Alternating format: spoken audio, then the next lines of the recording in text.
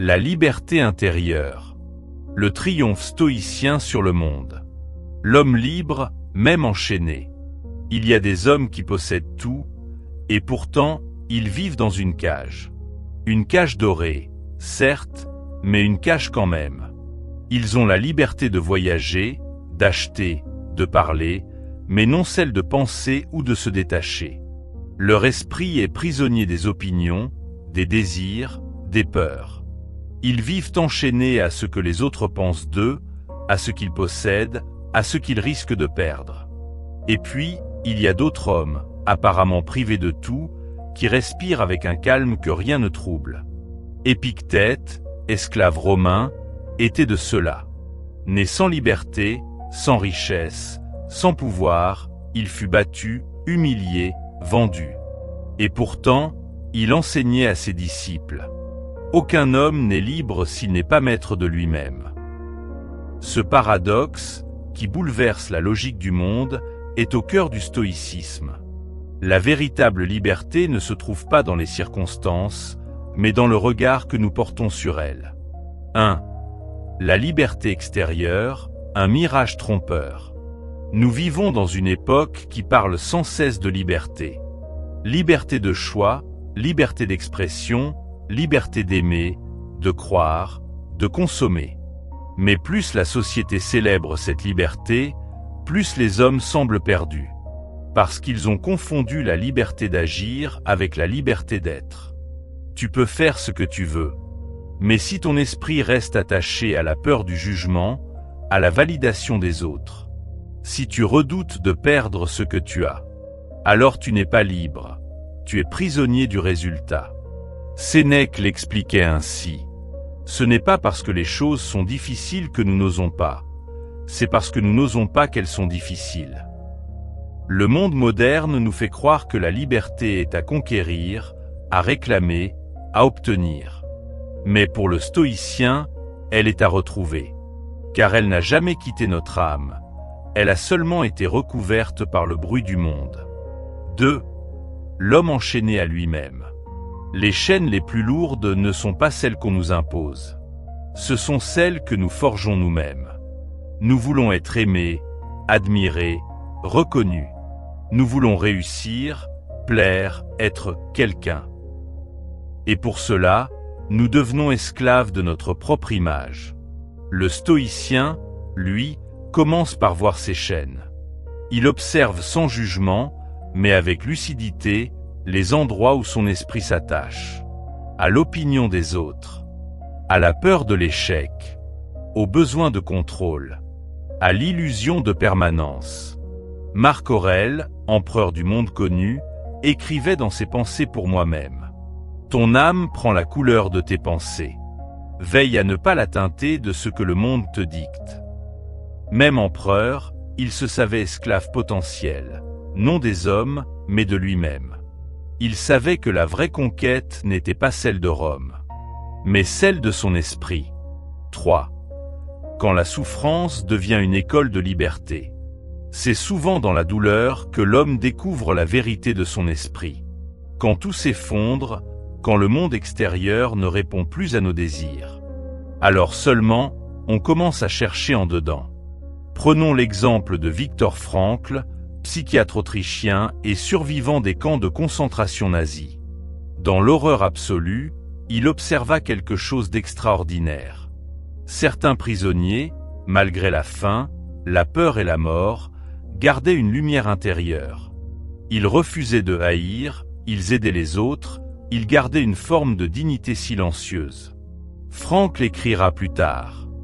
Tout peut être enlevé à l'homme, sauf une chose. La dernière des libertés humaines, choisir son attitude dans n'importe quelle circonstance. Ce principe, c'est le cœur battant du stoïcisme. Même dans les pires conditions, l'esprit reste libre tant qu'il choisit comment il réagit. C'est ce que les stoïciens appelaient la proérosie, la faculté de décision intérieure, inviolable, sacrée. 4. La liberté stoïcienne, un état de conscience. La liberté intérieure n'est pas un concept moral, ni une promesse mystique. C'est une discipline de l'esprit. Chaque jour, Le stoïcien s'exerce à distinguer ce qui dépend de lui et ce qui ne dépend pas de lui. C'est la première leçon d'Épictète, répétée inlassablement. Il y a des choses qui dépendent de nous et d'autres qui n'en dépendent pas. Tout le reste découle de cette distinction. Celui qui s'agite pour changer ce qu'il ne contrôle pas devient esclave. Celui qui se concentre sur ce qu'il peut gouverner, ses pensées, ses choix, sa droiture, devient libre. Cette liberté-là ne dépend ni du pouvoir, ni de la fortune, ni des conditions sociales. Elle dépend de la cohérence entre la raison et l'action. C'est pourquoi un esclave peut être libre et un roi être prisonnier. 5. L'homme libre dans le monde moderne. Aujourd'hui, les chaînes ont changé de forme. Elles sont invisibles, mais tout aussi solides. Elles s'appellent peur du manque, besoin de reconnaissance, comparaison permanente, fuite dans le divertissement. Nous avons remplacé les chaînes de fer par des chaînes psychologiques. Elles brillent sur les écrans, se nourrissent de notre attention et volent notre paix.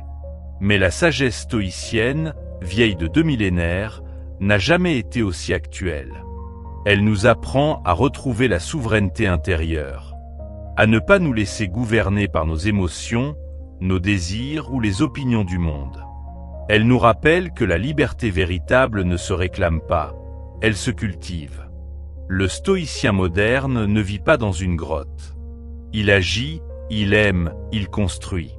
Mais il le fait sans s'attacher, sans peur, sans dépendre du résultat. Son cœur reste libre, même au milieu du bruit. 6. Vers une liberté qui ne peut être volée. Être libre intérieurement, c'est vivre en accord avec la nature, c'est-à-dire avec la raison, la justice et la paix intérieure. C'est comprendre que tout ce que la vie donne, elle peut le reprendre. Et que le vrai trésor, c'est de rester soi-même malgré tout. Sénèque disait « Celui qui est maître de lui-même ne sera jamais esclave d'aucun homme ». Le stoïcien ne fuit pas le monde, il ne méprise pas la vie. Il la traverse avec équanimité. Il sait que le bonheur n'est pas d'avoir tout ce qu'il veut, mais de ne rien craindre de perdre ce qu'il a. C'est cela, la liberté intérieure. Non pas échapper à la vie, mais accueillir la vie entière. Le plaisir et la douleur, la réussite et l'échec, sans jamais se trahir soi-même. 7. L'enseignement à venir. Dans les chapitres qui suivront, nous allons explorer cette liberté sous toutes ses formes. Comment reconnaître les chaînes invisibles de notre esprit? Comment retrouver la maîtrise de soi face au tumulte émotionnel? Comment penser par soi-même, sans suivre la foule ni ses illusions? Comment rester libre au cœur même de la contrainte? Et enfin, comment goûter à cette joie tranquille que rien ne peut troubler? Chaque chapitre sera accompagné d'exemples vécus, d'histoires vraies, de citations intemporelles et d'enseignements pratiques. Parce que la liberté intérieure n'est pas une idée à admirer. C'est une voie à vivre, jour après jour. Nul ne peut te nuire si tu ne le décides pas. Nul ne peut t'enchaîner si ton esprit demeure libre. Marc Aurèle. Chapitre 1. Comprendre la liberté, l'esprit que rien ne peut enchaîner. Aucun homme n'est libre, à moins d'être maître de lui-même. Épictète. 1. Qu'est-ce que la liberté, vraiment? La plupart des gens pensent être libres. Ils peuvent choisir leur travail, leurs loisirs, leurs amis, leurs opinions. Mais si on leur enlève leur confort, leur réseau, ou l'image qu'ils renvoient aux autres, la panique s'installe. Alors, étaient-ils vraiment libres? La liberté dont parle le stoïcisme n'est pas une question de mouvement, mais de maîtrise. C'est un état intérieur, une force silencieuse qui ne dépend d'aucune circonstance extérieure. C'est la capacité de rester en paix, même lorsque tout semble s'écrouler. Marc Aurèle, empereur de Rome et disciple du stoïcisme, écrivait « Tu as pouvoir sur ton esprit, pas sur les événements. Comprends cela, et tu trouveras la force. » Cette phrase résume la clé de toute libération stoïcienne. La liberté ne consiste pas à changer le monde, mais à changer sa relation au monde. 2. L'illusion de la liberté moderne. Nous vivons à une époque où la liberté est célébrée, revendiquée, et parfois confondue avec le caprice. Je fais ce que je veux, disent beaucoup. Mais faire ce que l'on veut n'est pas être libre. Car la plupart du temps, ce que nous voulons est dicté par la peur, l'habitude ou le désir. On croit choisir, mais c'est souvent la société qui choisit à notre place. Nos goûts, nos rêves, nos ambitions sont façonnés par la comparaison, les médias, la pression du succès. Le stoïcien, lui, apprend à se désidentifier de cette mécanique. Il regarde ses désirs et se demande : est-ce vraiment moi qui veux cela ?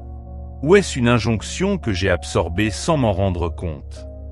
Sénèque écrivait : esclave n'est pas seulement celui que l'on vend. Esclave est aussi celui qui sert ses passions. Ainsi, la vraie liberté commence quand on cesse d'obéir aveuglément à ses impulsions. Elle naît lorsque la raison, la conscience, reprend le gouvernail de notre vie intérieure. 3. L'exemple d'Épictète, libre dans les fers. Aucun homme n'a mieux incarné cette liberté que Épictète. Né esclave à Hiérapolis, vendu à Rome, il passa la première partie de sa vie sous le pouvoir d'un maître cruel. Son corps était dominé, mais jamais son esprit. Un jour, son maître lui tordit la jambe pour le punir. Épictète, calme, lui dit : tu vas la casser. Et quand la jambe se brisa, il ajouta simplement : je te l'avais dit. Il ne s'agissait pas d'indifférence, mais d'une lucidité radicale. Son corps pouvait être brisé, mais sa volonté restait inviolable. De cette expérience, il fit naître une philosophie. Personne ne peut te nuire si tu ne le permets pas.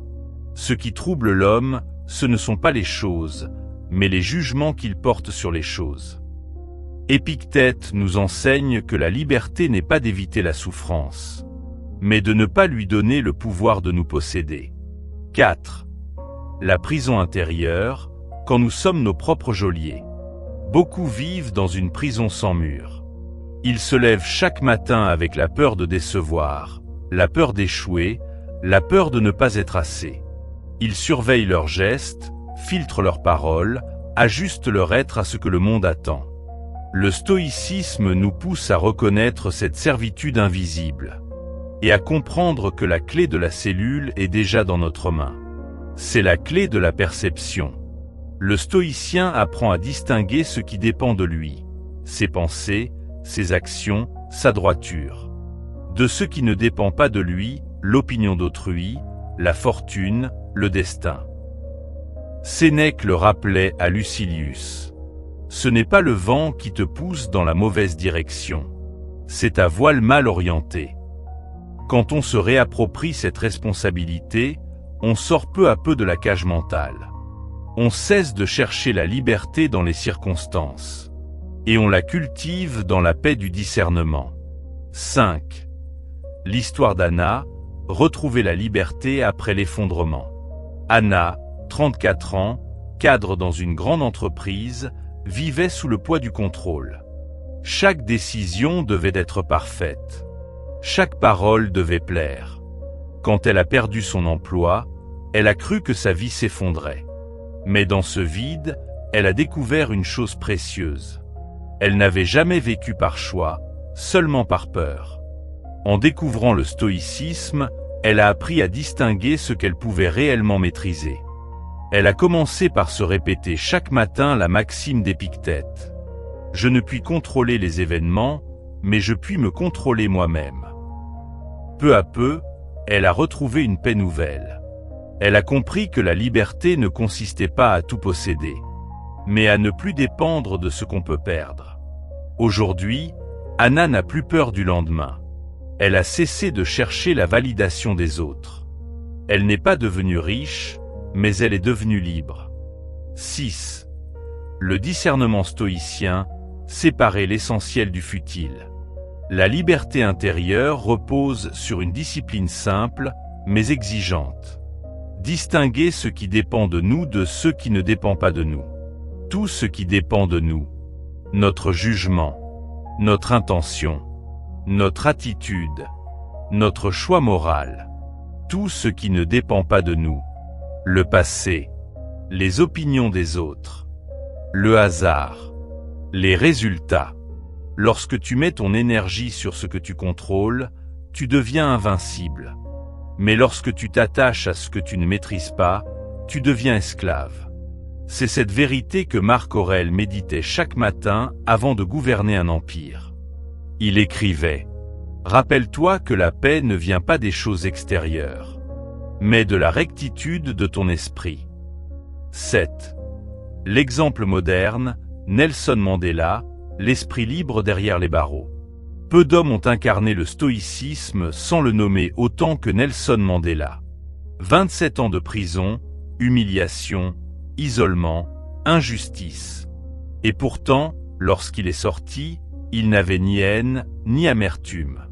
Il avait appris à transformer la douleur en clarté. Mandela disait « En marchant vers la porte de ma liberté, je savais que si je ne laissais pas ma colère et ma haine derrière moi, je resterais en prison. » Cette phrase est d'une pureté stoïcienne. Elle exprime la victoire de la conscience sur la condition. Être libre, c'est refuser de donner à la souffrance le pouvoir d'enchaîner ton âme. 8.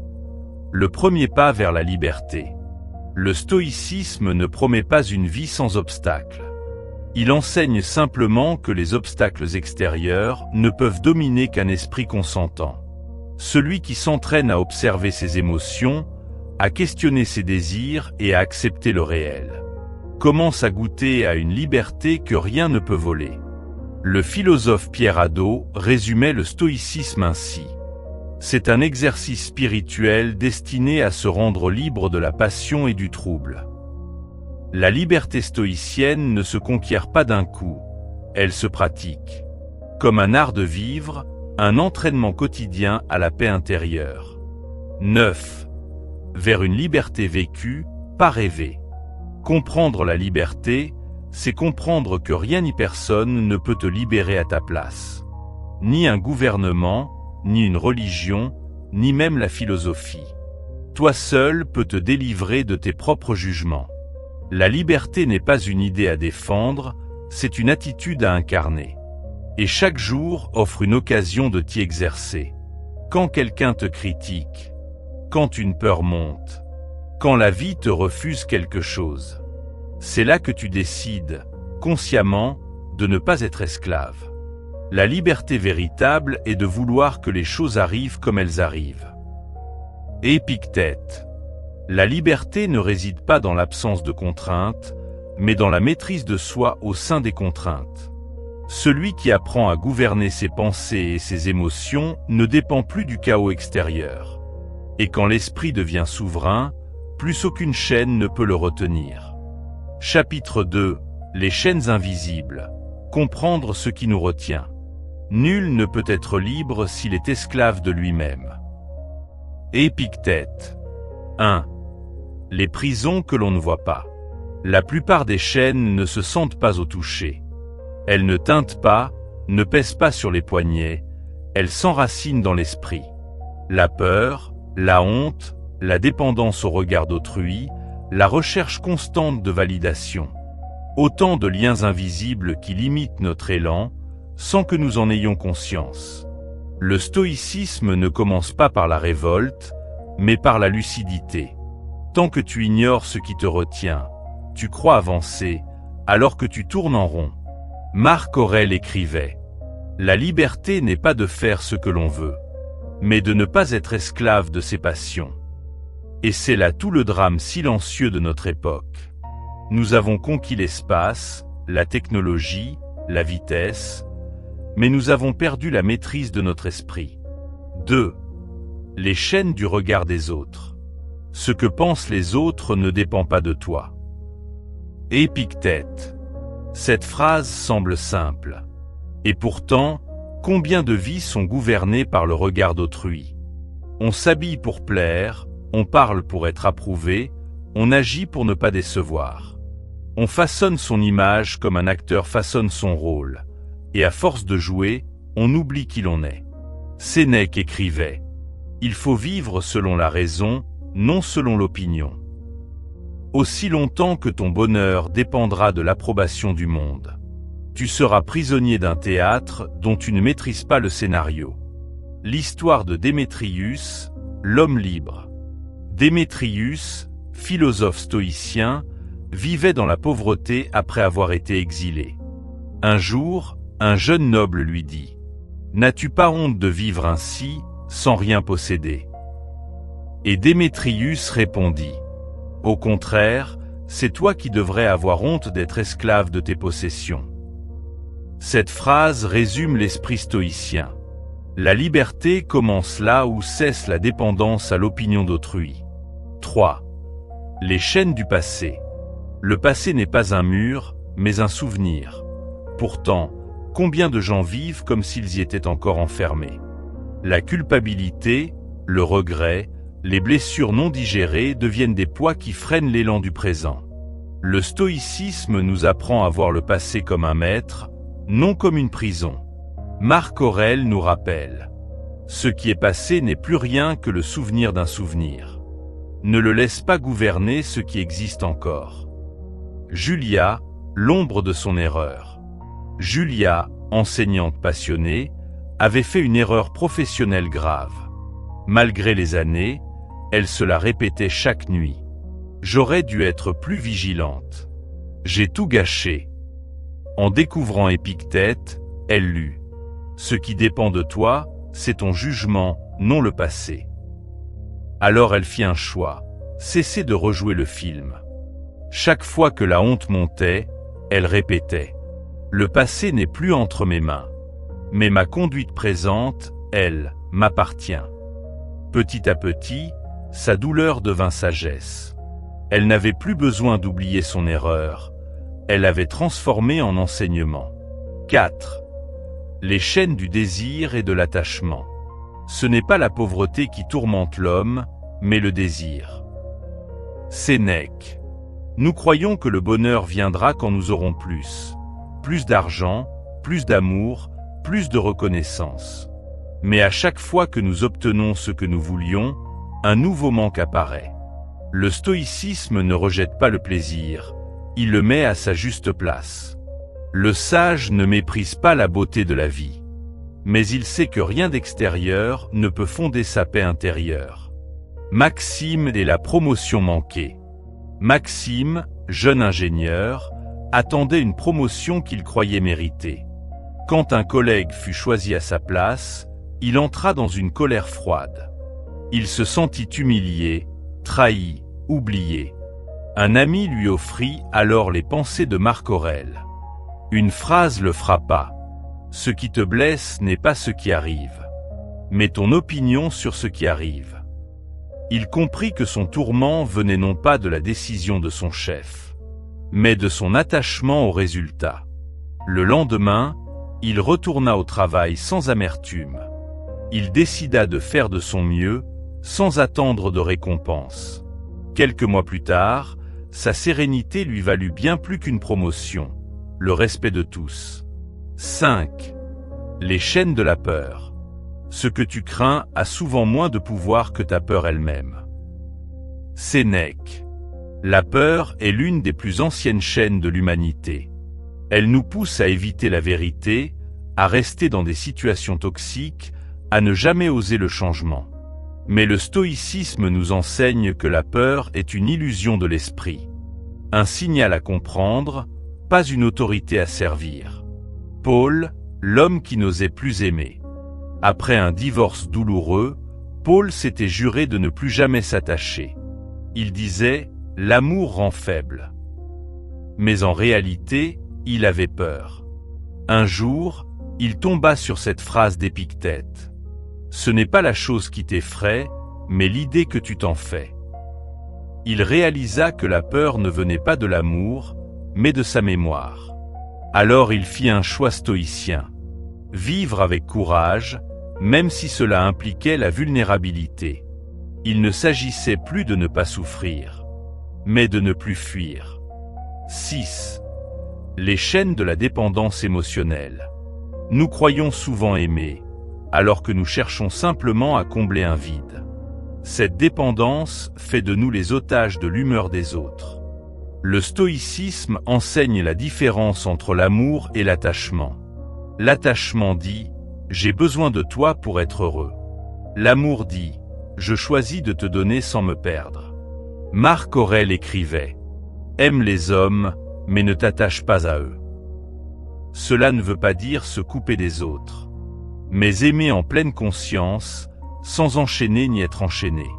Éléonore, la femme qui se perdait dans chaque relation. Éléonore avait vécu plusieurs relations où elle donnait tout, jusqu'à s'oublier. À chaque rupture, elle s'effondrait. En lisant Sénèque, elle tomba sur ces mots. Celui qui s'appuie sur autrui pour être heureux s'expose à tomber chaque fois que l'autre chancelle. Elle décida alors de reconstruire une vie centrée sur sa propre stabilité. Quand elle entra dans une nouvelle relation, elle se dit « j'aime, mais je reste entière ». Et pour la première fois, elle goûta à l'amour sans dépendance. La forme la plus haute de liberté émotionnelle. 7. La clé stoïcienne, la conscience. La libération ne commence pas par la force, mais par la conscience. Tu ne peux pas briser ce que tu ne vois pas.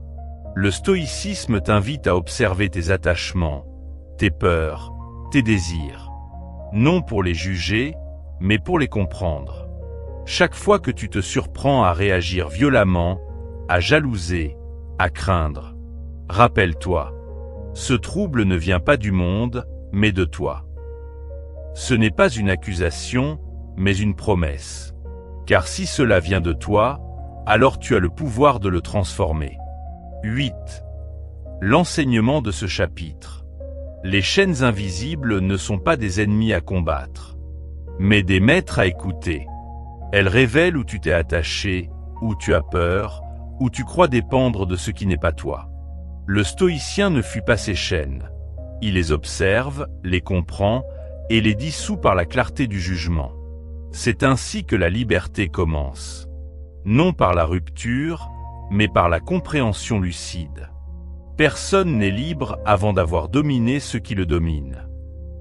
Épictète. Chapitre 3. La maîtrise de soi, l'art de gouverner l'esprit.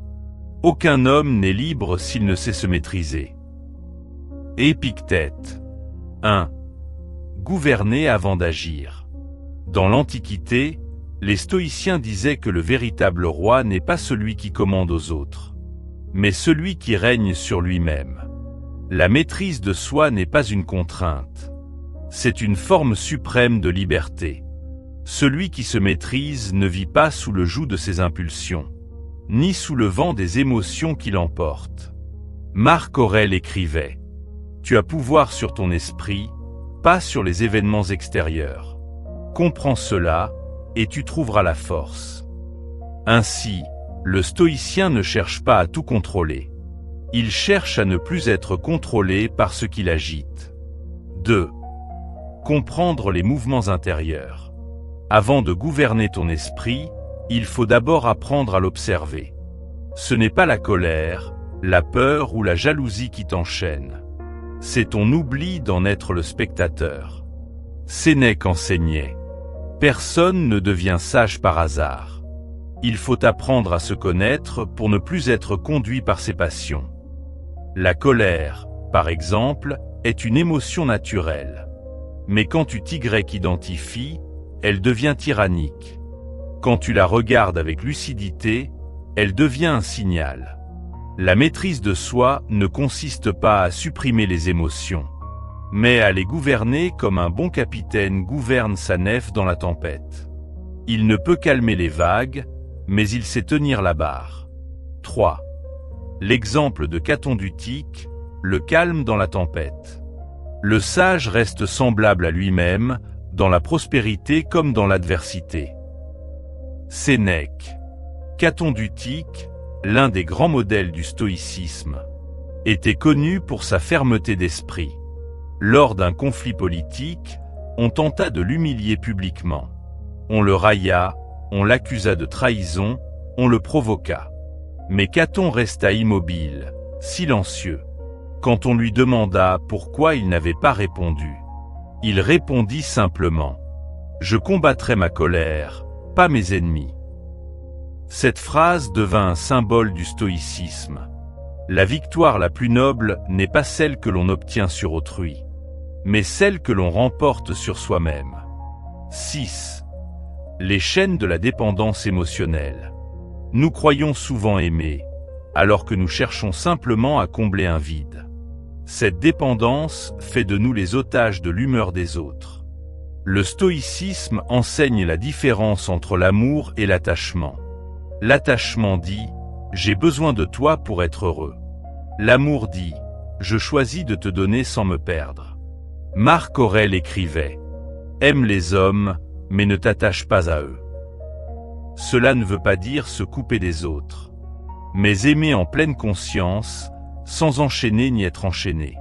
Éléonore, la femme qui se perdait dans chaque relation. Éléonore avait vécu plusieurs relations où elle donnait tout, jusqu'à s'oublier. À chaque rupture, elle s'effondrait. En lisant Sénèque, elle tomba sur ces mots. Celui qui s'appuie sur autrui pour être heureux s'expose à tomber chaque fois que l'autre chancelle. Elle décida alors de reconstruire une vie centrée sur sa propre stabilité. Quand elle entra dans une nouvelle relation, elle se dit « J'aime, mais je reste entière ». Et pour la première fois, elle goûta à l'amour sans dépendance.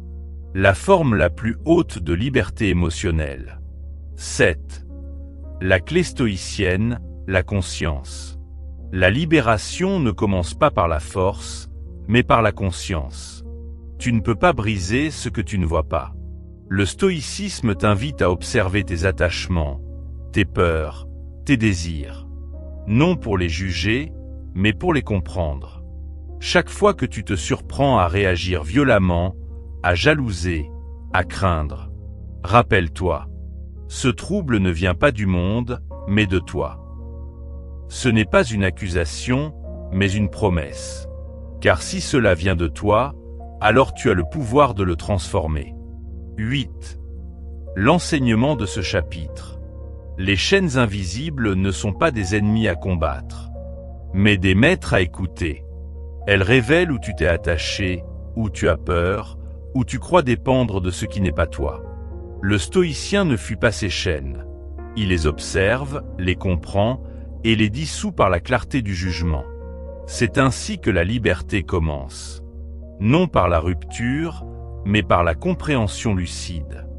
Personne n'est libre avant d'avoir dominé ce qui le domine. Épictète. Chapitre 3. La maîtrise de soi, l'art de gouverner l'esprit. Aucun homme n'est libre s'il ne sait se maîtriser. Épictète. 1. Gouverner avant d'agir. Dans l'Antiquité, les stoïciens disaient que le véritable roi n'est pas celui qui commande aux autres, mais celui qui règne sur lui-même. La maîtrise de soi n'est pas une contrainte. C'est une forme suprême de liberté. Celui qui se maîtrise ne vit pas sous le joug de ses impulsions, ni sous le vent des émotions qui l'emportent. Marc Aurèle écrivait « Tu as pouvoir sur ton esprit, pas sur les événements extérieurs. Comprends cela, et tu trouveras la force. » Ainsi, le stoïcien ne cherche pas à tout contrôler. Il cherche à ne plus être contrôlé par ce qui l'agite. 2. Comprendre les mouvements intérieurs. Avant de gouverner ton esprit, il faut d'abord apprendre à l'observer. Ce n'est pas la colère, la peur ou la jalousie qui t'enchaînent. C'est ton oubli d'en être le spectateur. Sénèque enseignait « Personne ne devient sage par hasard. Il faut apprendre à se connaître pour ne plus être conduit par ses passions. » La colère, par exemple, est une émotion naturelle. Mais quand tu t'y identifies, elle devient tyrannique. Quand tu la regardes avec lucidité, elle devient un signal. La maîtrise de soi ne consiste pas à supprimer les émotions, mais à les gouverner comme un bon capitaine gouverne sa nef dans la tempête. Il ne peut calmer les vagues, mais il sait tenir la barre. 3. L'exemple de Caton d'Utique, le calme dans la tempête.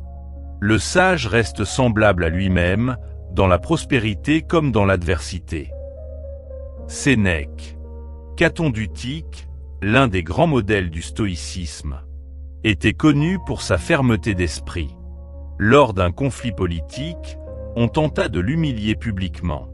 On le railla, on l'accusa de trahison, on le provoqua. Mais Caton resta immobile, silencieux.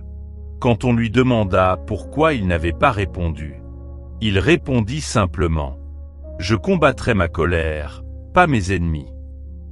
Cette phrase devint un symbole du stoïcisme. La victoire la plus noble n'est pas celle que l'on obtient sur autrui, mais celle que l'on remporte sur soi-même. 4. La colère, le feu à apprivoiser. La colère commence par la folie et finit par le remords. Sénèque. La colère est une réaction instinctive, un feu qui veut justice.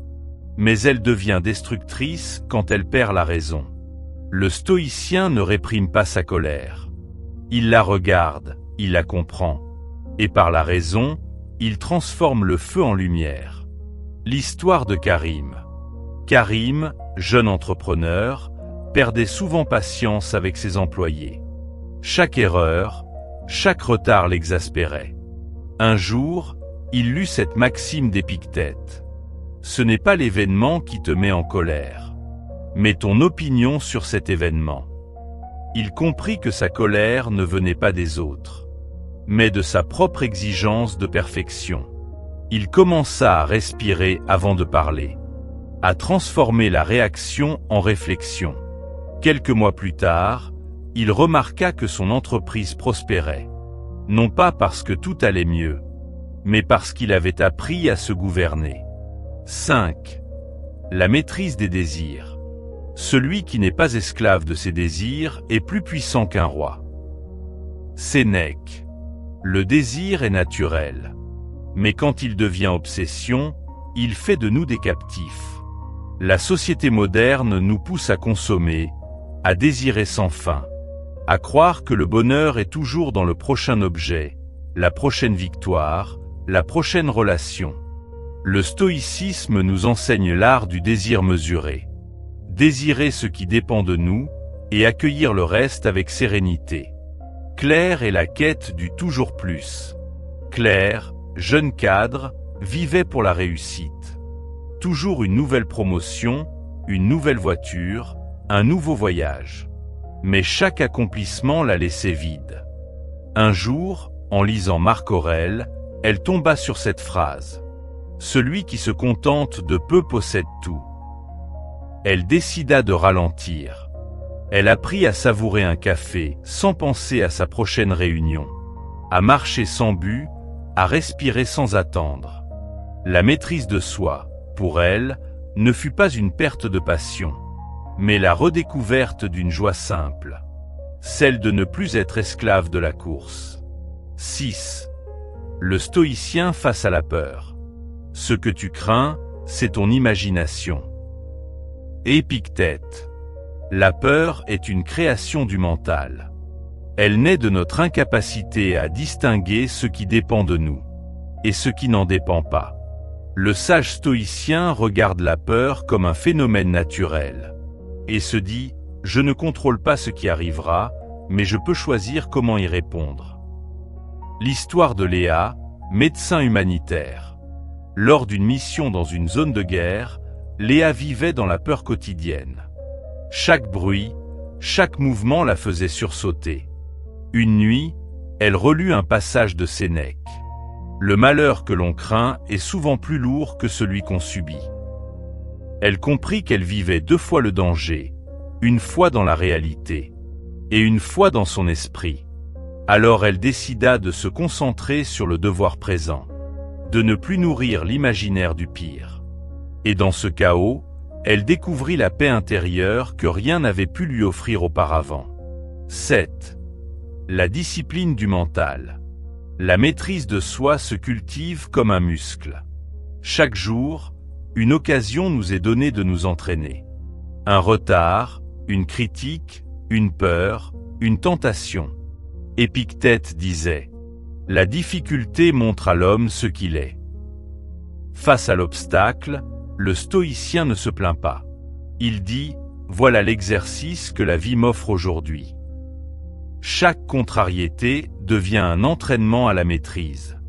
Cette discipline quotidienne forge une liberté durable. Car celui qui apprend à se contenir devient imperméable à la manipulation, à la panique, à la haine. 8. La paix qui naît de la maîtrise. Quand tu te gouvernes toi-même, tu cesses d'être en guerre avec le monde. La colère des autres ne t'atteint plus. Le tumulte extérieur perd sa force. Tu n'as plus besoin de fuir ni de réagir. Tu agis avec discernement. Marc Aurèle résume cela ainsi. Que ton esprit reste calme comme la citadelle intérieure. Nul vent ne peut l'ébranler. 9. Enseignement du chapitre. La maîtrise de soi n'est pas une froideur, mais une forme supérieure de conscience. C'est l'art de sentir sans se laisser emporter, de penser sans se disperser, d'aimer sans se perdre. Le stoïcien n'étouffe pas ses émotions, il les transforme en force tranquille. Car celui qui sait se gouverner n'a plus besoin de conquérir le monde. Il a conquis son royaume intérieur. Le plus grand pouvoir est celui que tu exerces sur toi-même. Sénèque. Chapitre 4. Les épreuves comme maître. Transformer la douleur en sagesse. Ce qui trouble l'homme, ce ne sont pas les choses, mais l'opinion qu'il s'en fait. Épictète. 1.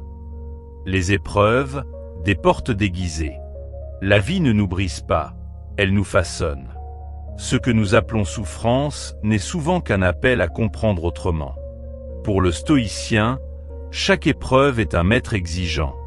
Un miroir tendu à l'âme pour qu'elle voie ses propres limites. Marc Aurèle l'écrivait avec une clarté désarmante.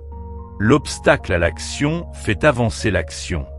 Ce qui gêne devient le chemin. Autrement dit, le malheur n'est pas une impasse, mais une invitation à grandir en lucidité. 2. La douleur comme école de l'âme. La difficulté montre à l'homme ce qu'il est. Épictète. Quand tout va bien, notre sagesse reste théorique. C'est dans la perte, la trahison, la maladie, l'échec, que se révèle notre véritable solidité intérieure. Le stoïcisme ne prône pas le masochisme, mais la transformation consciente de la douleur. Plutôt que de se demander « Pourquoi moi ?». Le sage demande « Que m'enseigne cette épreuve ?» Chaque choc, chaque blessure devient alors un enseignement. La douleur ne disparaît pas, mais elle prend un sens, et le sens rend tout supportable. 3.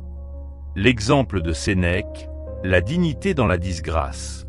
Sénèque, l'un des plus grands penseurs stoïciens, fut accusé à tort de complot contre Néron. Banni, humilié, condamné à mort, il aurait pu sombrer dans la haine ou la révolte. Mais il choisit la dignité lucide. Avant de mourir, il écrivit à ses disciples « Ce n'est pas la mort qui est terrible, c'est la peur de la mort. » Et il mourut en paix, comme il avait vécu, en homme libre. Cette attitude n'est pas une résignation froide. C'est une affirmation de la souveraineté intérieure. Sénèque ne contrôlait pas son sort, mais il contrôlait la manière de l'accueillir. 4. L'histoire de Lucas, quand l'échec devient initiation. Lucas était un musicien talentueux. Il rêvait depuis toujours de vivre de sa passion. Mais après des années de lutte, il échoua. Son groupe se sépara, ses économies s'épuisèrent. Et il dut accepter un emploi alimentaire. Pendant des mois, il sombra dans le désespoir. Jusqu'au jour où un ami lui offrit les pensées de Marc Aurèle. Il lut « Ne demande pas que les choses arrivent comme tu le veux, mais veux qu'elles arrivent comme elles arrivent, et tu seras heureux. Cette phrase le bouleversa. Il comprit que la vie n'avait pas trahi ses rêves. Elle l'obligeait à les repenser. Lucas reprit la musique, non plus pour la gloire, mais pour le plaisir. Son jeu devint plus authentique, plus profond. Et, ironie du sort, ce changement d'intention attira le succès qu'il cherchait avant désespérément. Le stoïcisme l'avait aidé à transformer la frustration en maturation. 5. La souffrance, révélatrice de nos attachements. Si tu veux être invincible, ne lutte que pour ce qui dépend de toi. Épictète. La douleur naît souvent de l'attachement à ce que nous ne contrôlons pas. L'opinion des autres, la réussite, la reconnaissance, la permanence de ceux qu'on aime. Mais rien de tout cela ne nous appartient vraiment. Le stoïcisme ne nous dit pas de ne rien aimer, mais de ne pas fonder notre paix sur ce qui peut être perdu. Quand tu apprends à distinguer ce qui dépend de toi et ce qui n'en dépend pas, tu transformes la souffrance en sagesse. Tu cesses de te débattre dans la tempête. Et tu apprends à naviguer avec le vent tel qu'il vient. 6. Le feu intérieur. Sénèque comparait l'homme sage à un feu. Jette-lui tout ce que tu veux, il en fera flamme. Cette métaphore résume l'esprit stoïcien. La vie jette sur nous des obstacles, des pertes, des humiliations. Mais si notre esprit est bien orienté, tout cela devient carburant. Un cœur discipliné transforme l'amertume en clarté, la défaite en expérience, et la douleur en profondeur. Ce n'est pas une transformation magique, c'est un travail patient. Chaque jour, tu apprends à dire « Cela aussi passera », et je passerai avec plus de sagesse. 7. L'histoire de Sophia, de la trahison à la paix. Sophia, 40 ans, fut trahie par son compagnon et sa meilleure amie. Le choc fut brutal.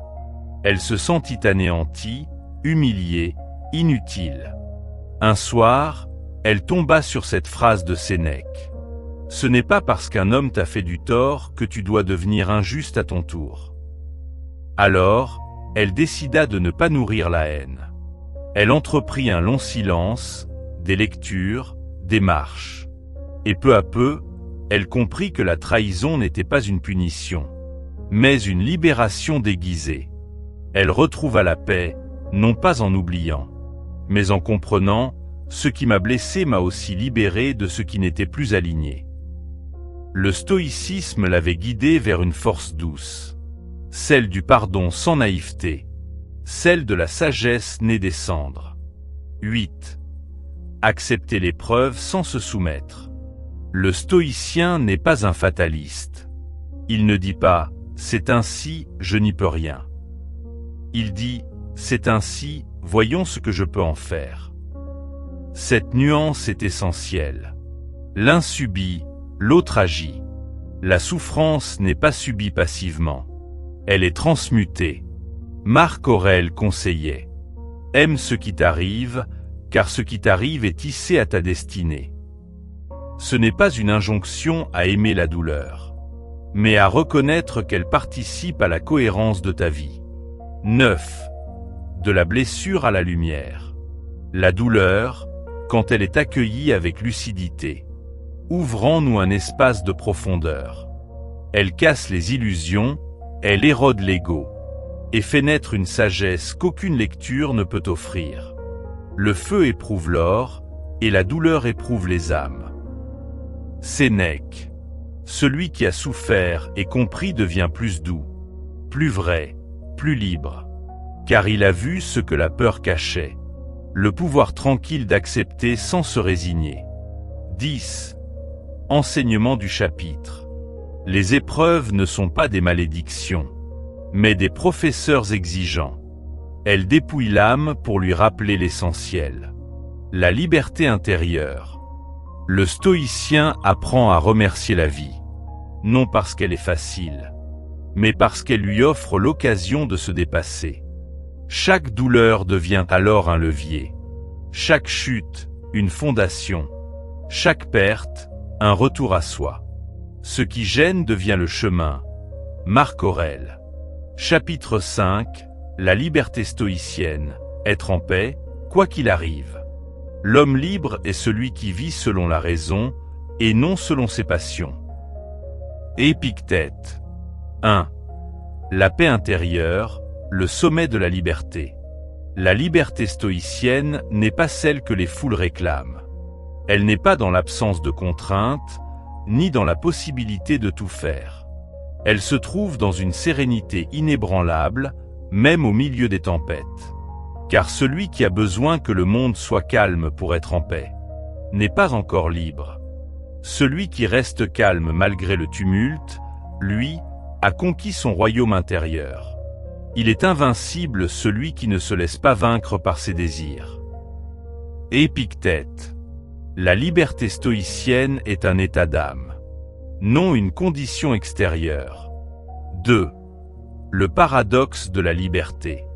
Nous croyons souvent que la liberté consiste à pouvoir tout choisir. Mais le stoïcisme renverse cette idée. La vraie liberté ne dépend pas de ce que tu peux faire, mais de ce que tu peux supporter sans perdre ton équilibre. Personne n'est libre, sauf celui qui peut se dominer. Sénèque. Être libre, c'est ne pas être l'esclave de ses impulsions, de sa colère, de sa peur, de sa tristesse. C'est gouverner son esprit comme un roi gouverne un royaume. Avec justice, mesure et clarté. Quand tu maîtrises ton jugement, tu peux tout perdre sans être perdu. 3. L'histoire de Marc, le licenciement comme libération. Marc, cadre depuis 15 ans dans une grande entreprise, fut licencié du jour au lendemain. Il vécut d'abord cela comme une injustice, une humiliation. Pendant des semaines, il ressassait sa colère. Après tout ce que j'ai donné, pourquoi moi? Jusqu'à ce qu'un ami lui offre le manuel d'Épictète. Il lut. Ne cherche pas que les choses arrivent comme tu veux, mais veux qu'elles arrivent comme elles arrivent, et tu seras en paix. Ces mots agissent en lui comme un électrochoc. Il comprit que ce qu'il perdait, c'était une illusion de sécurité, et que cette perte lui rendait la seule sécurité authentique, celle qu'on trouve en soi. Marc décida de créer sa propre activité, plus modeste mais plus libre. Et pour la première fois depuis des années, il se sentit vivre vraiment. Ce n'est pas l'événement qui changea, c'est son regard. Et c'est cela, la vraie liberté stoïcienne. 4. La paix dans le chaos. Si tu veux te rendre maître de tout, rends-toi maître de toi-même. Sénèque. La liberté stoïcienne est une force silencieuse. Elle ne fuit pas les difficultés. Elle demeure stable au milieu d'elles. L'esprit libre ne dépend pas des circonstances. Il sait que la vie alterne entre joie et douleur, gain et perte, louange et blâme. Mais il garde le même visage devant toute chose.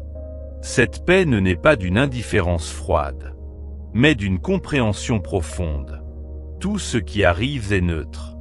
C'est notre jugement qui colore les choses.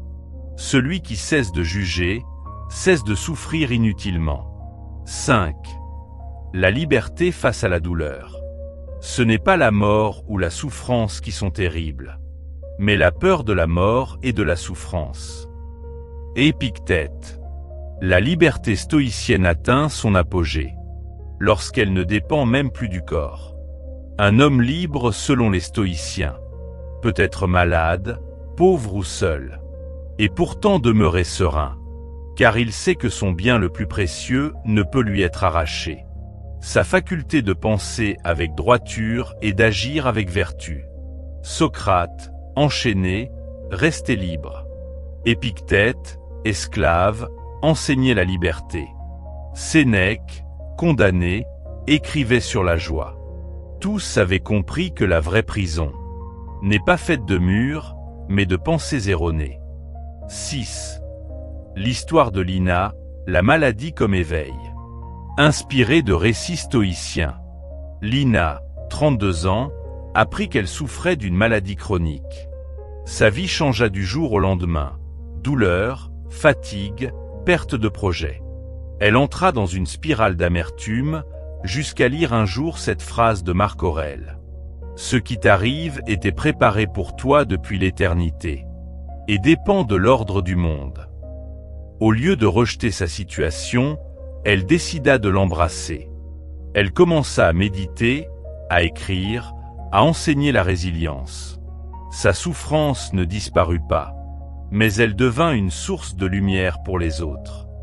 Elle disait souvent « Je ne suis plus libre de tout faire, mais je suis libre dans tout ce que je fais. » C'est cela, la noblesse du stoïcisme. Trouver la liberté même dans la contrainte. 7. La liberté de penser différemment. Tu peux être heureux dès maintenant, si tu le veux. Marc Aurèle. La liberté intérieure est immédiate. Elle commence dans la pensée.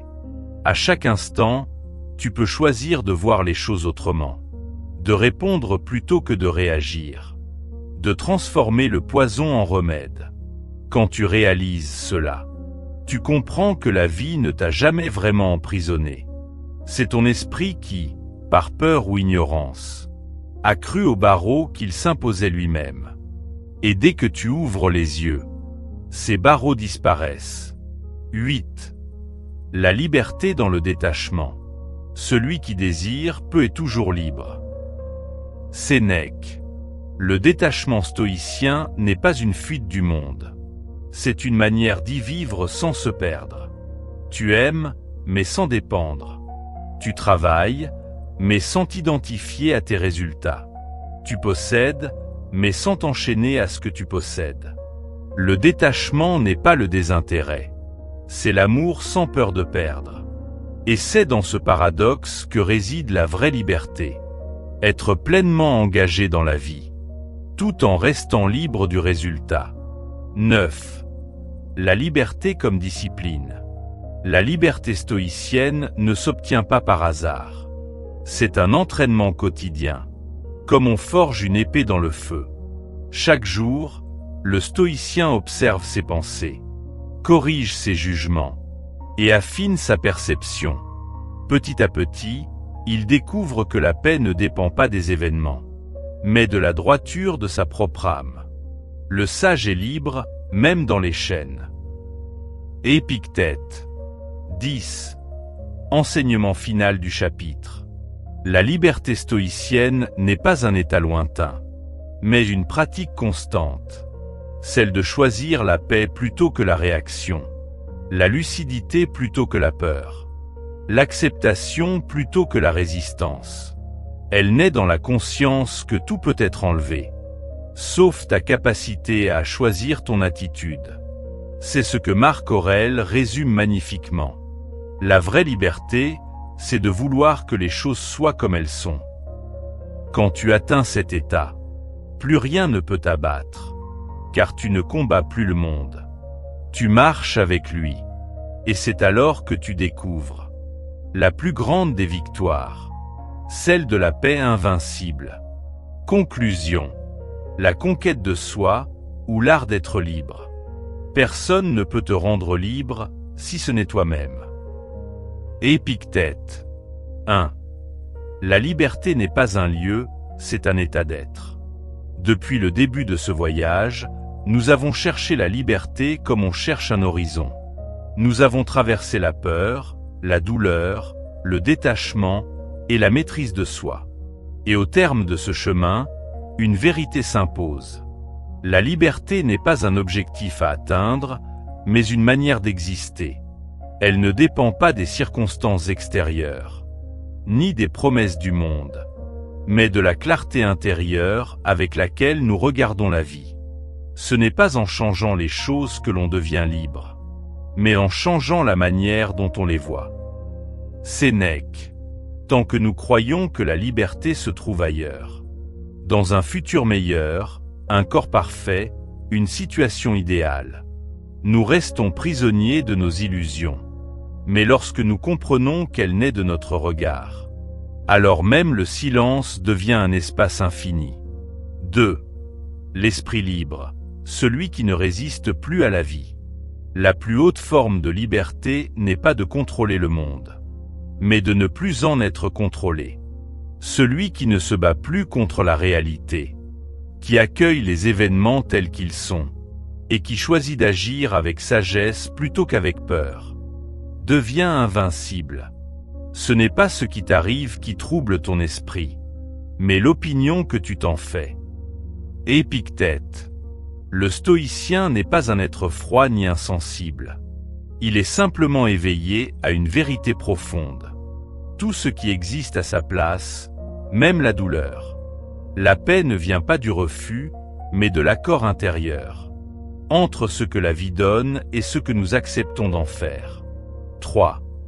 La paix comme ultime liberté. Dans un monde obsédé par la possession, le stoïcien choisit la possession de soi. Dans un monde d'agitation, il choisit le calme intérieur. Dans un monde de peur, il choisit la confiance dans l'ordre du destin. La liberté intérieure est cette paix qui ne dépend plus de rien. Elle ne se mendie pas, elle se cultive. Chaque pensée disciplinée, chaque émotion comprise, chaque renoncement sincère, est une pierre ajoutée à l'édifice de cette sérénité. Celui qui vit en accord avec lui-même vit en accord avec l'univers. Marc Aurèle.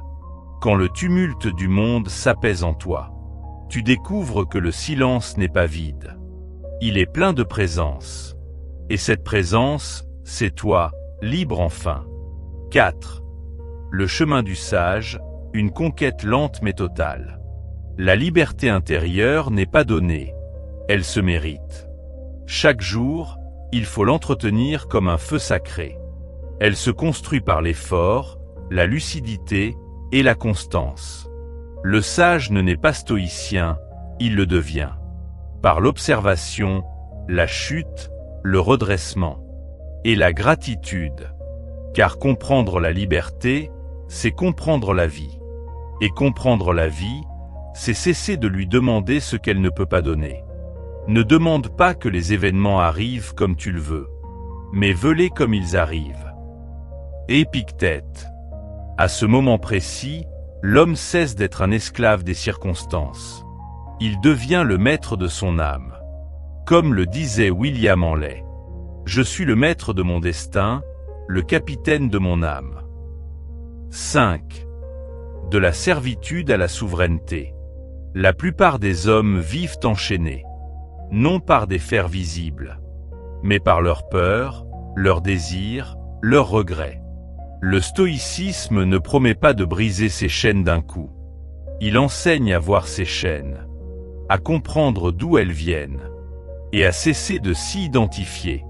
Chaque pas vers la clarté est un pas vers la liberté, car l'esprit libre n'est pas celui qui fuit, mais celui qui choisit consciemment son attitude, même au cœur de la contrainte. Ainsi, même dans le chaos, il reste souverain. Même dans la douleur, il reste aligné. Même dans la mort, il reste entier. 6. Être libre, c'est aimer. Aime ton destin, car il est à toi. Amor Fati, Marc Aurèle.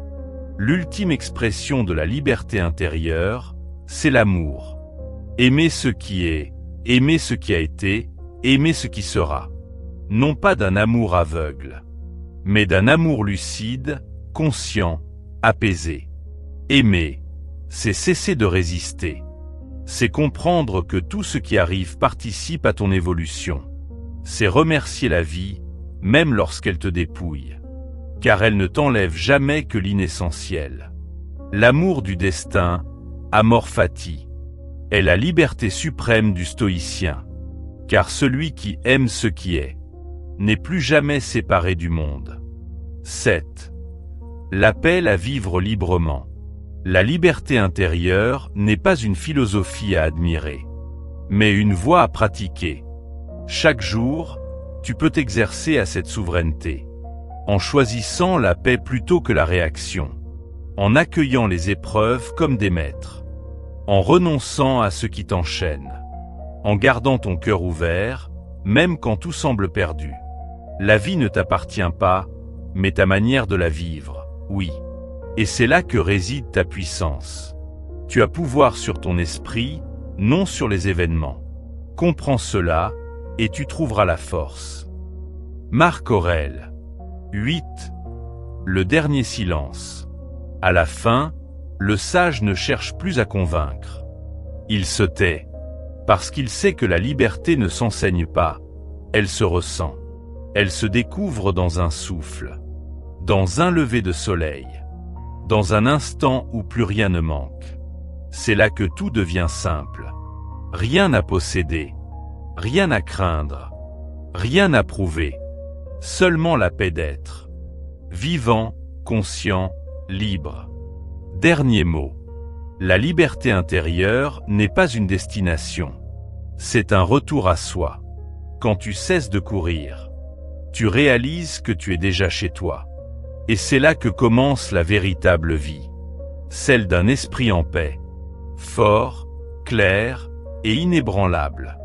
Celui qui a trouvé la paix en lui-même n'a plus rien à craindre. Sénèque.